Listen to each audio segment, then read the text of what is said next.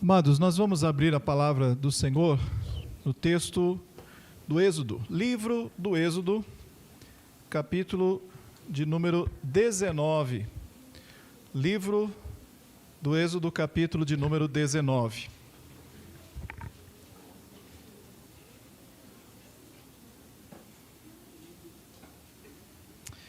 Mas antes de nós fazermos a leitura da palavra, na verdade faremos a leitura de 3 textos.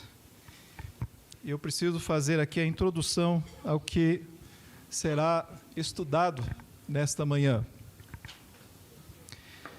Nós teremos daqui a 2 semanas momento para celebrarmos a Páscoa.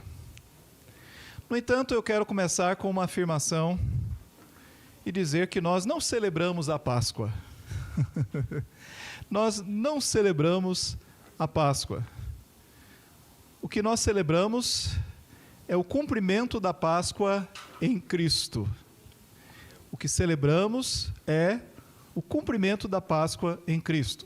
Se nós celebrássemos a Páscoa, teríamos que também celebrar a festa dos pães asmos, a festa dos tabernáculos, teríamos que ter o dia da expiação, a festa dos Pentecostes, que era a festa da colheita, e tantas outras, ou algumas outras, que faziam parte do calendário judaico. Assim também teríamos que guardar o sábado como sendo o dia da santificação. Assim também teríamos que tocar o chofar para chamar os irmãos para o culto e possivelmente o pastor, não ser pastor, usar um aparato sacerdotal.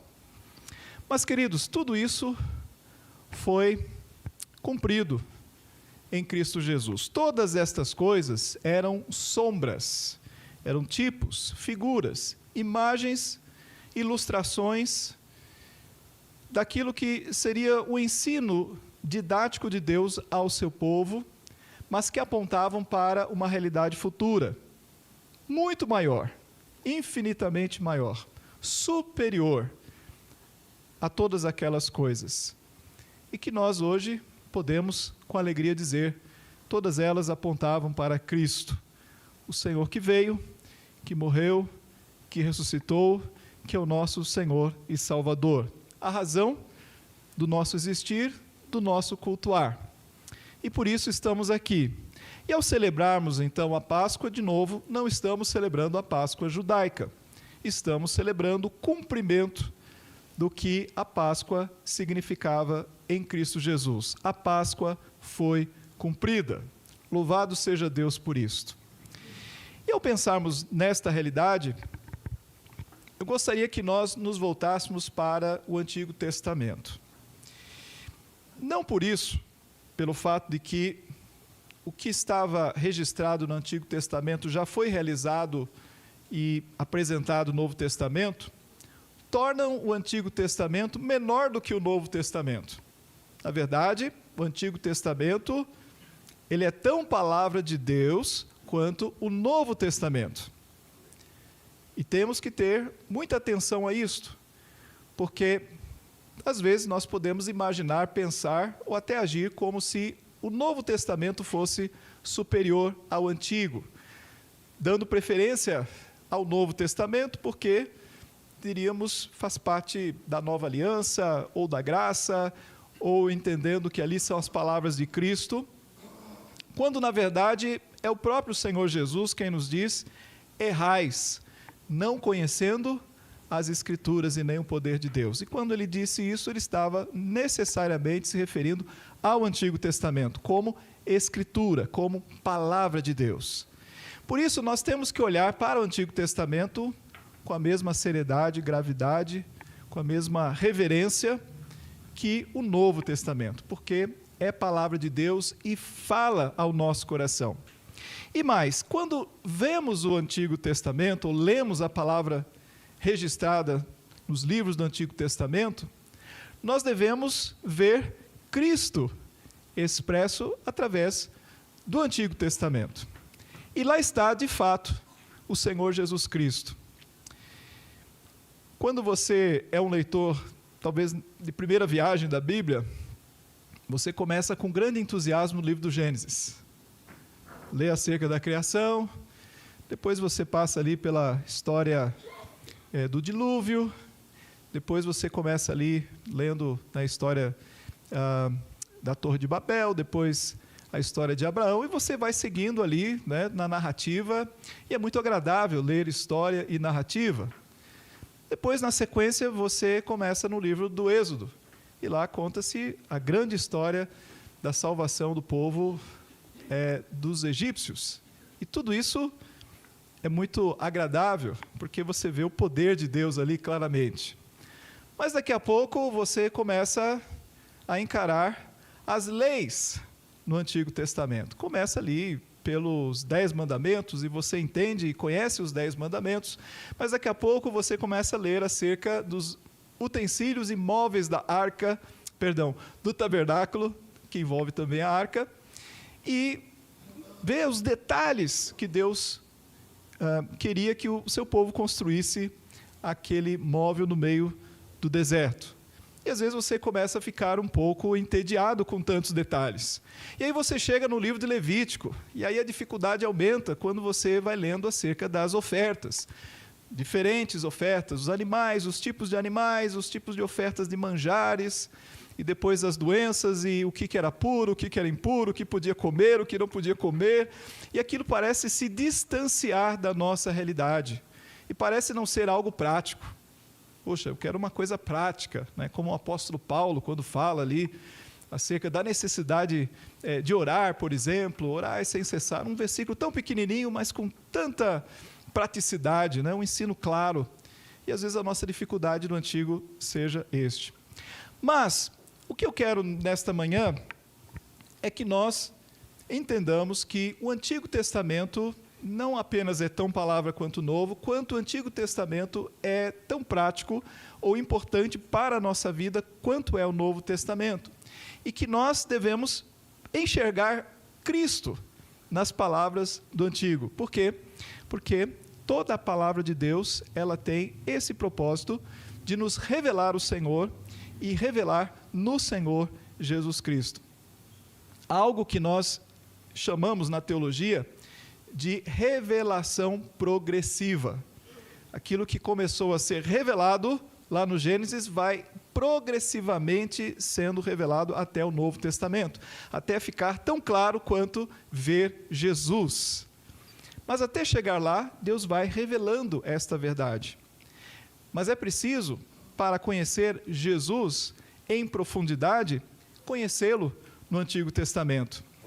Deus nos fala das mais diversas maneiras, né? O livro aos Hebreus diz que, tendo Deus falado de muitas maneiras aos nossos pais pelos profetas, hoje nos fala através do seu Filho Jesus. Então Deus fala.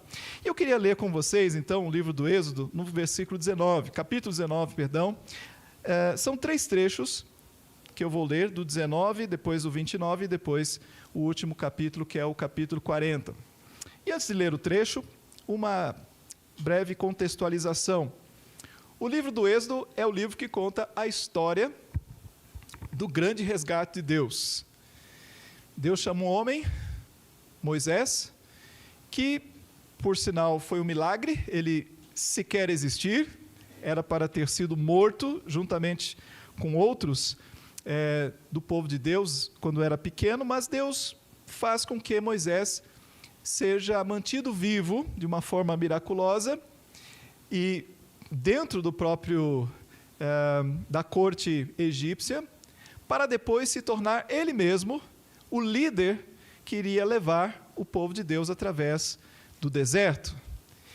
E nós vemos a mão de Deus poderosa agindo na vida do seu povo ao separá-lo. Lá, muito antes, em Gênesis capítulo 12, nós temos o chamado de Abraão. Abraão, em ti farei uma grande nação. Você será a bênção para todas as famílias da terra. O cumprimento desta promessa parecia ter sido interrompido pelo poder dos egípcios, que haviam segurado ali em cativeiro o povo de Deus, mas essa não era e não seria o fim da história, porque essa história continuaria através do resgate desse povo, e da qual Deus tiraria do Egito e levaria para o deserto. Há uma coisa importante que você não deve deixar passar desapercebido. O povo estava preso lá no Egito, não tinha a menor chance de escapar com as suas próprias mãos. Os egípcios estavam atentos à possibilidade desse povo crescer e se tornar numeroso e se voltar contra os próprios egípcios. Eles estavam atentos a qualquer sinal, tinham tentado impedir isto, sem, na verdade, efetividade, mas quem veio para salvá-los foi o próprio Deus, foi Deus quem os resgatou. Mas quando Deus fala a Moisés para que Moisés desse a ordem ao faraó para deixar o seu povo ir, a razão para isso, a motivação era uma: para que o meu povo vá ao deserto e preste adoração a mim.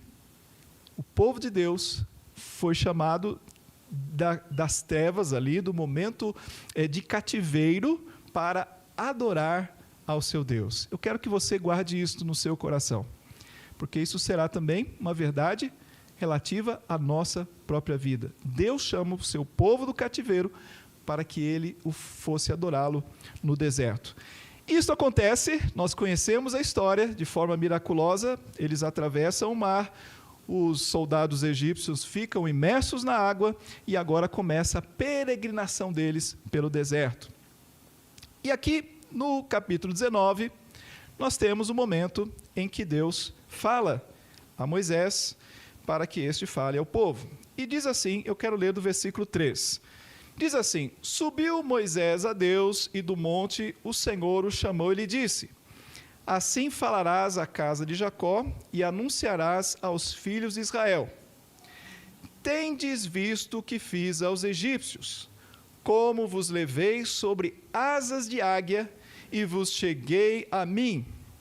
Agora, pois, se diligentemente ouvirdes a minha voz e guardardes a minha aliança, então sereis a minha propriedade peculiar dentre todos os povos, porque toda a terra é minha. Vós me sereis reino de sacerdotes e nação santa. São estas as palavras que falarás aos filhos de Israel. E apenas o versículo 8 diz: veio Moisés, chamou aos anciãos do povo, expôs diante deles todas essas palavras que o Senhor lhe havia ordenado. Então o povo respondeu a uma: tudo o que o Senhor falou, faremos. Amém. Amados, vemos nesse trecho Deus chamando Moisés e deixando claro o que havia acontecido. Vocês viram o que eu fiz com os egípcios. Deus está aqui no texto como o autor e autor único de todas as ações do que havia acontecido. O povo simplesmente recebeu de Deus aquela ação soberana e poderosa de livramento. Vocês viram o que eu fiz com os egípcios. Como vos levei sobre asas de águia. Note aí essa expressão. Como vos levei sobre asas de águia. Que expressão linda, poética, mostrando o poder de Deus. Você lembra da águia como aquela ave de rapina, não é? Uma ave imponente, uma ave desafiadora, né? Quando ela está voando nos céus, você sabe que ela está ali buscando alguma presa. E a hora que ela decidiu que algo será presa dela, pode ser do tamanho de até um animal maior, né? Ela vem e dá aquele mergulho e pega aquele animal e sai com ele. É um animal terrível, no sentido de extremamente efetivo no seu poder de caçar. É um animal que nós temos um respeito na natureza. A águia, imponente, linda. E aqui é usada esta visão em relação à ação de Deus. Eu agi, né? Eu vos levei sobre asas de águia e vos cheguei a mim.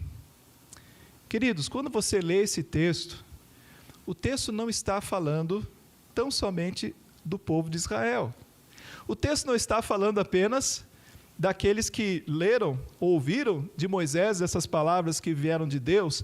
Esse texto está falando sobre a nossa vida, aquilo que Deus fez conosco. É o apóstolo Pedro que ao ler esse texto, vai trazê-lo sobre a ótica da igreja de Cristo e dizer: Ele vos chamou das trevas para a sua maravilhosa luz. Houve uma grande ação de Deus na nossa vida. Quando lemos o relato sobre os egípcios, temos uma dimensão física de um grande poder que envolve um exército, uma nação, um império, da qual ninguém naqueles dias ousaria desafiar sem receber as consequências.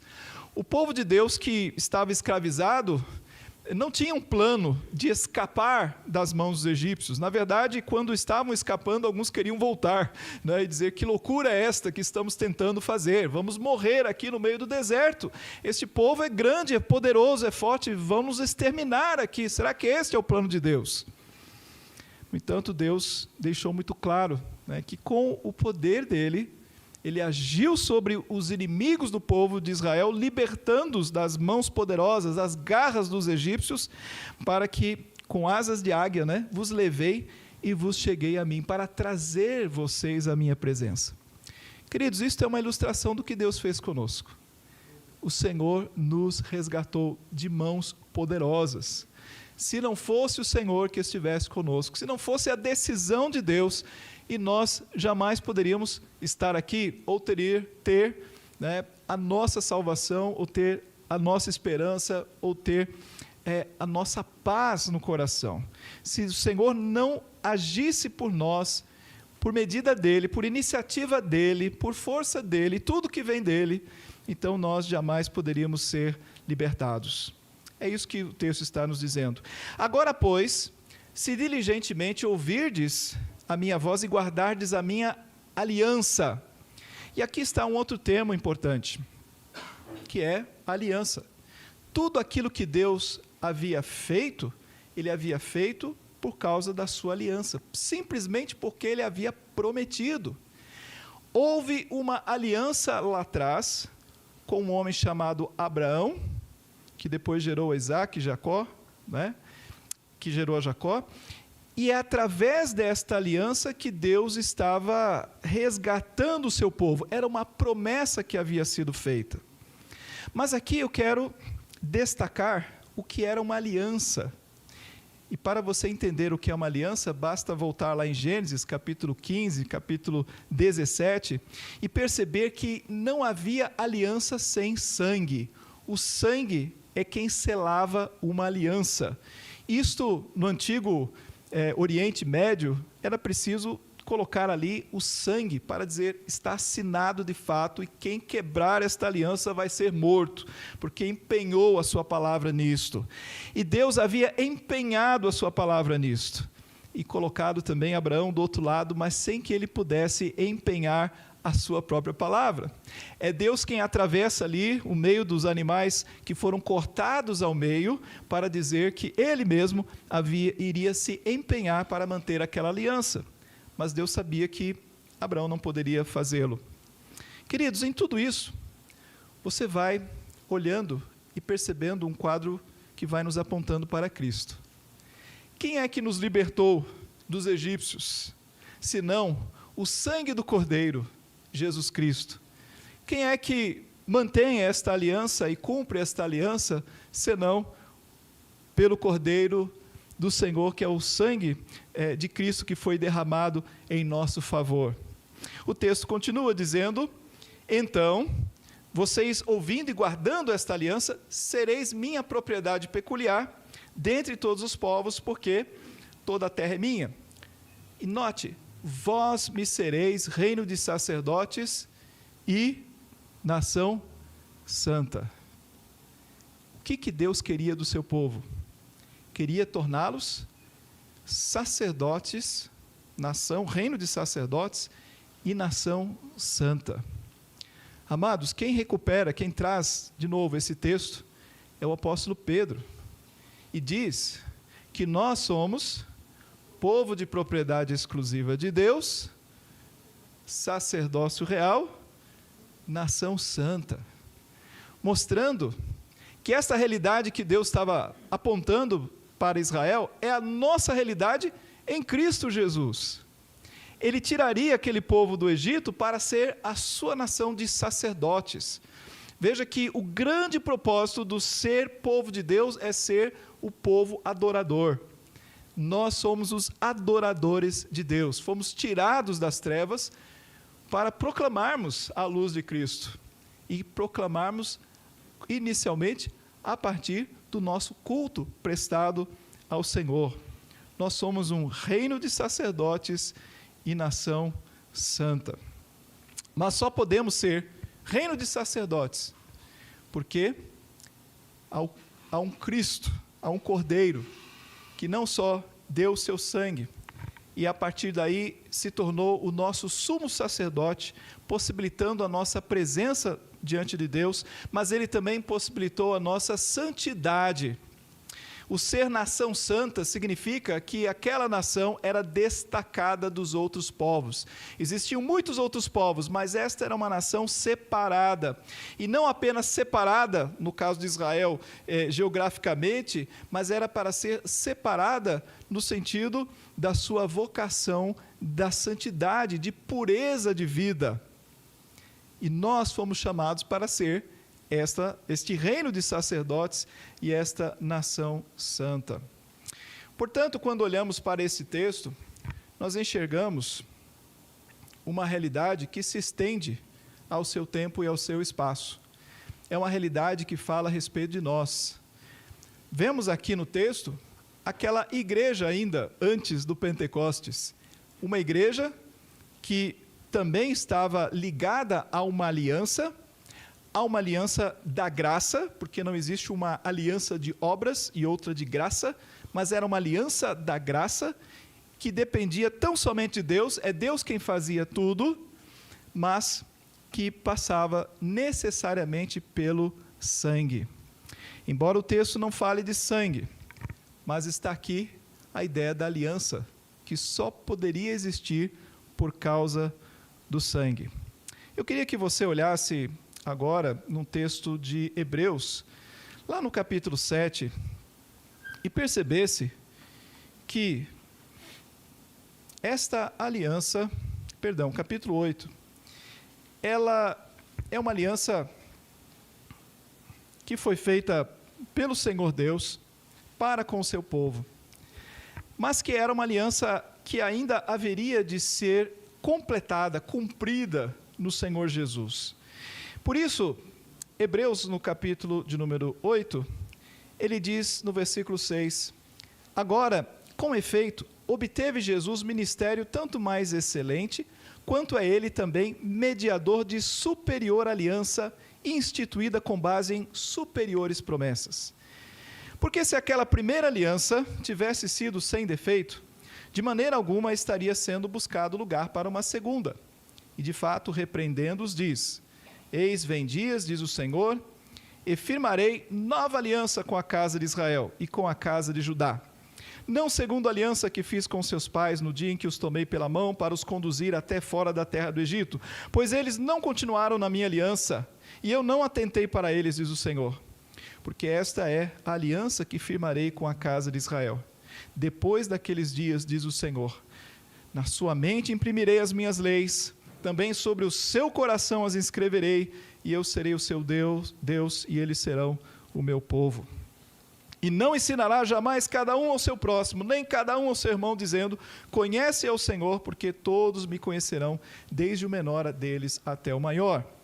Pois, para com as suas iniquidades, usarei de misericórdia, e dos seus pecados jamais me lembrarei. Versículo número 15, diz assim, por isso mesmo, ele é o... 9:15. Por isso mesmo, ele é o mediador da nova aliança, a fim de que, intervindo a morte para a remissão das transgressões que havia sob a primeira aliança, recebam a promessa da eterna herança aqueles que têm sido chamados. Amados, o livro de Hebreus, ou Epístola aos Hebreus, ela nos faz a ligação entre aquela realidade que nós estamos lendo de Êxodo, no Antigo Testamento, e a nova realidade em Cristo. O que mudou?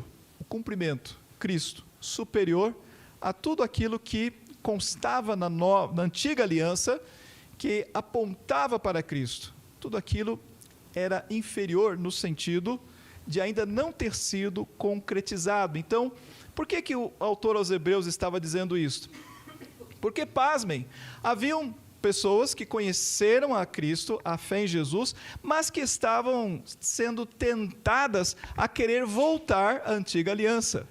A achar que deveríamos voltar aos costumes judaicos, deveríamos ter ali uma arca da aliança, deveríamos ter o templo e todas aquelas coisas retornadas. O autor aos Hebreus está dizendo, não, porque tudo isto era sombra do que viria e já foi.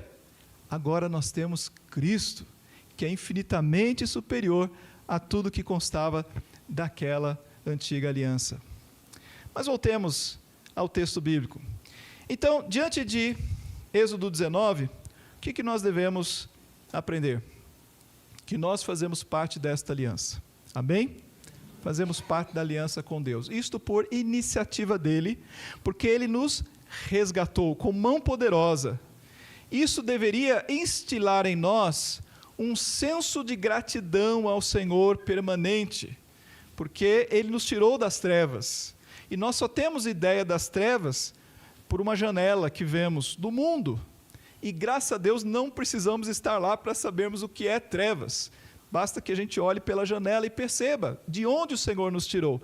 E isso deveria, então, trazer sempre em nosso coração o desejo de louvar, agradecer ao nosso Deus e guardar a aliança. O texto fala da necessidade do povo agir em obediência. Existe uma aliança. E esta aliança significa que Deus quer se relacionar conosco, mas dentro de determinados parâmetros que Ele mesmo instituiu. E quais são esses parâmetros? Nós estamos aí no capítulo 19. Se você abrir no capítulo seguinte, você terá os 10 mandamentos. E ali nos 10 mandamentos, você vai conhecendo os parâmetros de Deus para este relacionamento.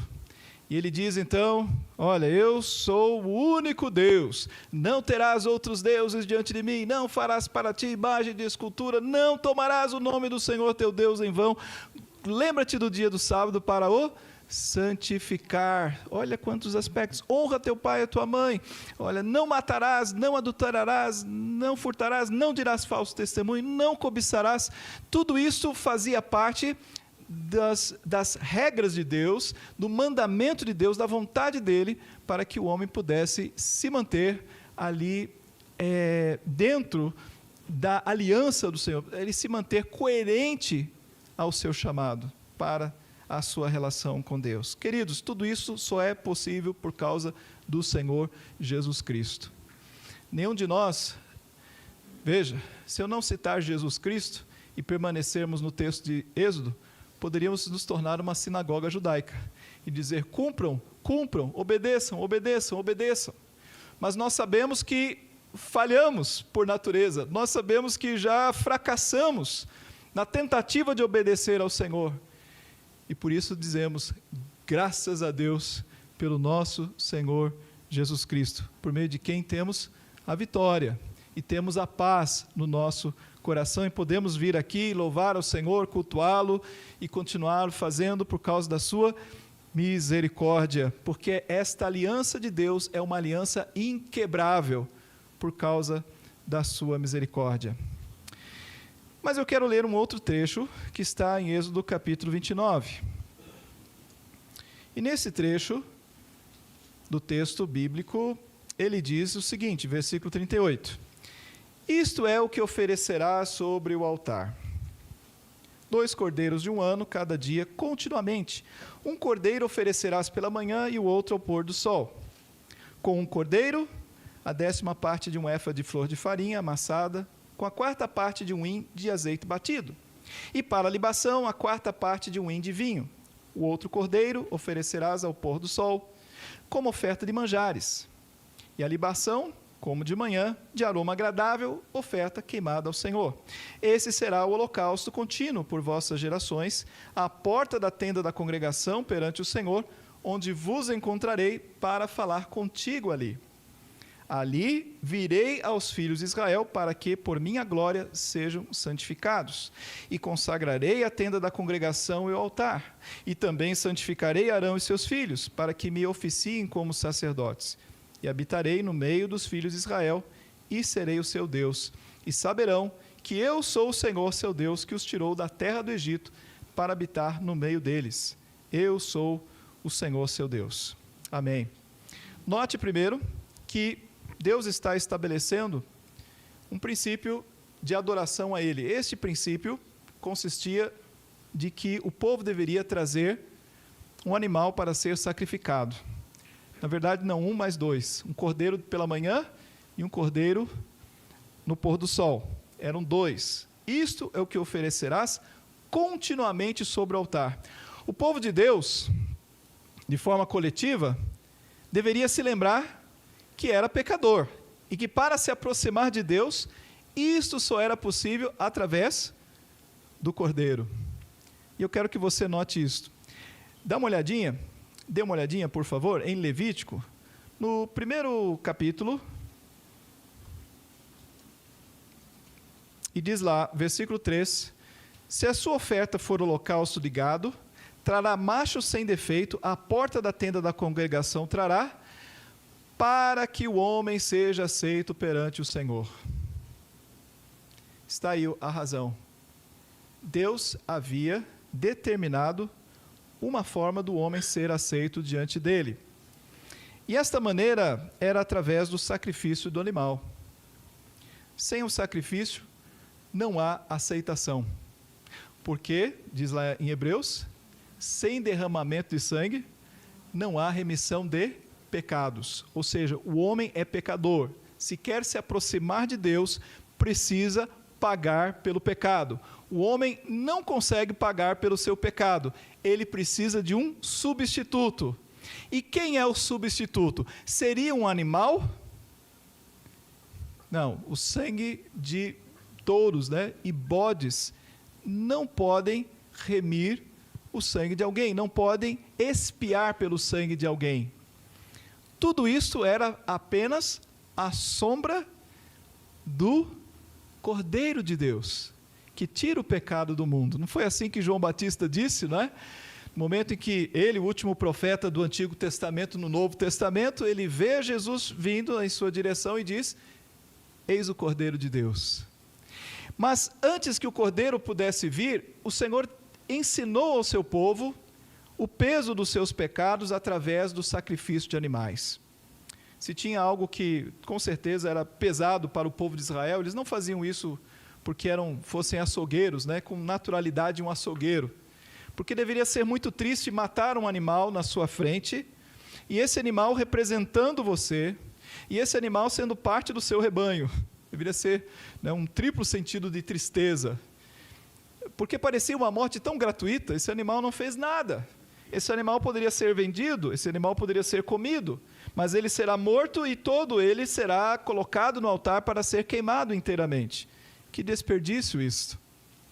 Mas o que Deus queria ensinar? Que quem deveria ter sido morto era você, éramos nós. Tal é a nossa dívida e o nosso pecado para com Deus. Deveríamos ser aniquilados ou castigo eterno sobre a nossa vida. No entanto, Deus trouxe um substituto para nós. Então, a cada vez que o povo oferecia um animalzinho, era Deus dizendo, há um substituto, há um substituto, há um substituto. E aqui o texto mostra um cordeiro de manhã e um à noite, mostrando que o tempo todo eles deveriam ser lembrados disto, há um substituto, há um substituto. Você é pecador, mas há um substituto. Queridos, na mesma proporção, nós somos ensinados a acordarmos pela manhã agradecendo a Deus pela vida e porque houve um substituto. O Cordeiro de Deus assumiu o nosso lugar. Nós devemos pensar na gravidade do nosso pecado, o quanto ofende a Deus, e que a única consequência é a morte, e a morte eterna, e o quão sério, quão grave isto é na nossa vida. Mas há um substituto. Então, Deus apresenta esse substituto. O texto continua dizendo, no versículo 43, aliás, o 2, ele diz, onde ali, neste lugar vos encontrarei para falar contigo ali. E nós notamos aí uma característica de Deus, é que Ele é um Deus que gosta de falar conosco, Ele quer falar conosco. É preciso estar, né, como Jesus diz, quem tem ouvidos para ouvir, ouça, porque Deus quer falar conosco, o tempo todo Deus está falando conosco. Mas naquele momento e naqueles dias, havia um lugar específico para Deus falar, era ali na tenda da congregação. Ali ele diz, virei aos filhos de Israel para que por minha glória sejam santificados. Queridos, como Deus veio a nós de tal forma que vimos a sua glória, glória como do unigênito do Pai. Foi no momento em que o verbo se fez carne, exatamente. Então, note que esses textos, eles estão falando de uma forma clara em relação ao Senhor Jesus. Ele diz aqui, e consagrarei a tenda da congregação e o altar. A tenda da congregação era o tabernáculo que Deus mandou que fosse construído.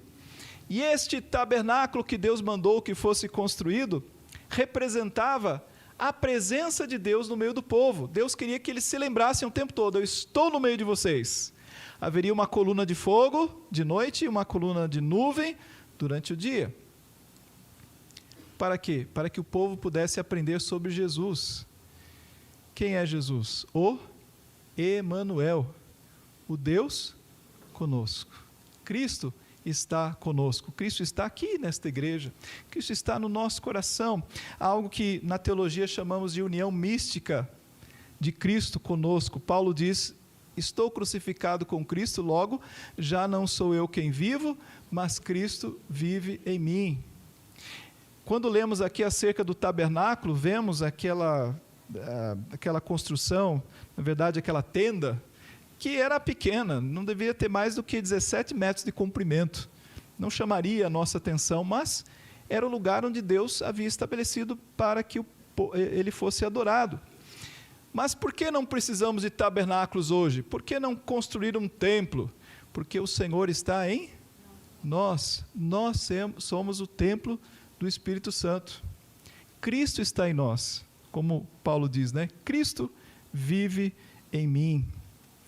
Note então que toda essa realidade que o povo de Deus lá atrás conheceu em figura, nós conhecemos de uma forma íntima, de uma forma pessoal, de uma forma ousada até, porque naqueles dias qualquer judeu com algum raciocínio lógico e temor, né, teria um medo terrível só da ideia de sequer entrar ali no átrio e passar, né, pelo reposteiro, que era a porta do átrio, e entrar no tabernáculo, sequer no lugar santo, e pior ainda no Santo Santo. Jamais, ele não queria nem pensar nisso, para não ser castigado por pensamento.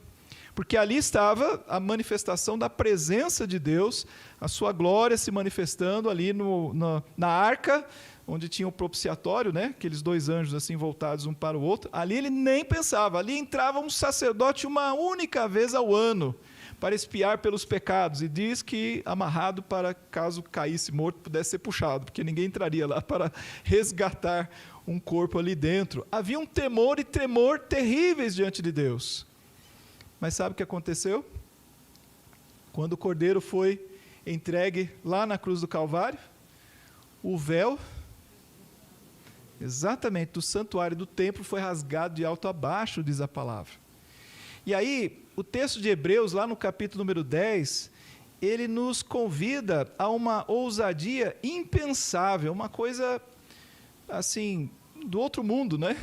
Nós diríamos, porque ele diz assim, versículo 19, tendo, pois, irmãos, intrepidez para entrar no Santo dos Santos, pelo sangue de Jesus, pelo novo e vivo caminho que ele nos consagrou pelo véu, pela sua carne, e tendo grande sacerdote sobre a casa de Deus, aproximemo-nos com sincero coração, em plena certeza de fé, tendo o coração purificado de má consciência e lavado o corpo com água pura. Olha só, intrepidez, ousadia, para adentrar a presença de Deus, por causa de Cristo. Então, quando você ler o Antigo Testamento, Note o tamanho do seu privilégio. As pessoas tinham acesso a Deus, mas era um acesso intermediado. Sacerdotes, um lugar, sacrifícios. E você não, eu não. Nós fechamos o nosso olho e falamos ao nosso Deus, que está, ao nosso Pai, né? Como diz a palavra, que está nos céus. Ele nos ouve porque falamos por meio de Cristo Jesus, que é o caminho, a verdade e a vida. Ninguém vem ao Pai senão por mim. Um caminho mediado e aberto pelo Senhor Jesus Cristo.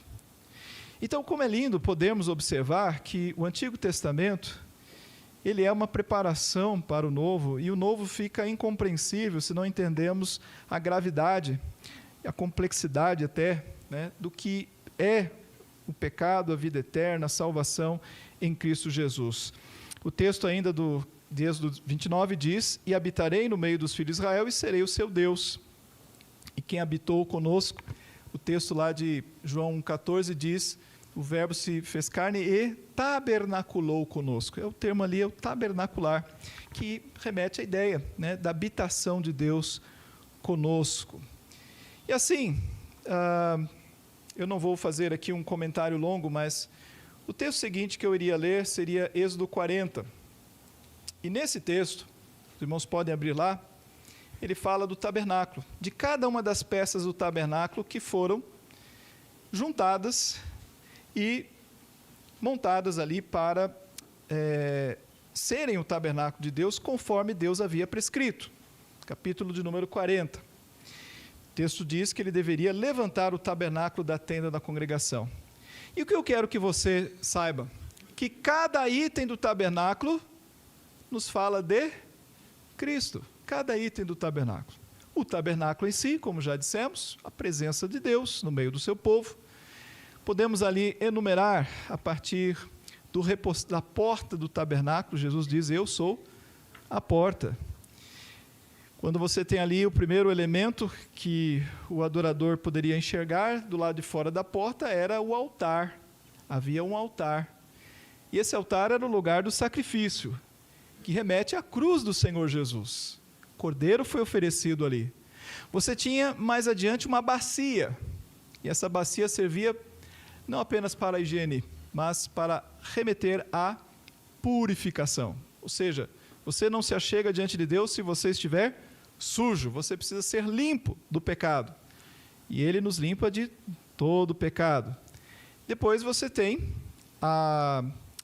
o tabernáculo em si, dividido em duas porções, o santo lugar, e no santo lugar você tinha uma mesa, que era chamada mesa dos pães da proposição, os pães significando o alimento que o Senhor nos alimenta. Ele mesmo diz que Ele é o pão da vida. Você teria ali também o altar do incenso, feito de ouro. Esse altar remete às orações. O Senhor Jesus está intercedendo por nós continuamente. E você também tem ali o que mais? O candelabro. Se não fosse o candelabro, aquele lugar, aquele espaço seria totalmente escuro. Mas lá estava o candelabro aceso, lindo, mostrando a luz de Cristo. Cristo é a nossa luz. Passando pelo véu que separava o santo lugar dos santos, você tinha lá dentro um único móvel, que era a Arca da Aliança. A Arca da Aliança. E sobre ela, o propiciatório, que era uma tampa em formato de dois anjos, assim voltados um para o outro. E dentro daquela arca você tinha as tábuas da lei. O Senhor Jesus é o verbo eterno de Deus, é a palavra eterna de Deus. Lá também você tinha um pedacinho do maná. Jesus também disse: olha, vocês comeram maná e aqueles que comeram morreram, mas eu sou o pão da vida. E lá também você tinha a vara de Arão. E Jesus Cristo, ele é o sumo sacerdote, não segundo a ordem de Levi, mas segundo a ordem de Melquisedeque, ou seja, superior ao próprio Levi. Tudo que você olhar no tabernáculo remeterá ao Senhor Jesus Cristo. Todo o Antigo Testamento nos ensina acerca do Senhor Jesus. O texto, então, do capítulo 40 diz que depois de montar deveriam também tomar o óleo da unção e ungir cada item daquele tabernáculo, o que representava a ação do Espírito Santo de Deus. Era o Espírito Santo ali representado através da unção, no sentido da separação, da consagração daquilo para o Senhor. E depois, finalmente, os sacerdotes deveriam ser ungidos, consagrados para o sacerdócio. E aí é o que nós devemos perceber, que Deus nos fez sacerdotes, de maneira que nós não precisamos hoje de um intermediário. Você não precisa do pastor para se achegar a Deus, né? Ah, pastor, ore por mim. Claro, eu oro, né? Mas se você pedir para o seu irmão ou irmãzinha orar, será a mesma capacidade e distância de Deus do que o pastor orar, né? Porque o pastor está em cima aqui, atrás do púlpito, que o torna mais do que qualquer um. Nós, diante de Deus, somos absolutamente iguais. Meus queridos, que possamos, assim, perceber quão superior é o nosso benefício, a nossa realidade em relação ao Antigo Testamento, de fato, em relação àqueles irmãos. Mas que percebamos que nós só percebemos isso por causa do Antigo Testamento. É na medida em que lemos o Antigo Testamento, o texto de Êxodo, que vemos, né, o quão grande é a obra de salvação. Por isso Hebreus começa dizendo, né, como escaparemos nós se negligenciarmos tão grande obra de salvação. Que Deus assim nos abençoe, nos dê a gratidão, o desejo de louvá-lo e de viver em santidade, porque somos sacerdotes do Senhor. Nós estamos aqui para servi-lo continuamente. Reino de sacerdotes e nação santa. Amém? Participemos, queridos, da mesa do Senhor.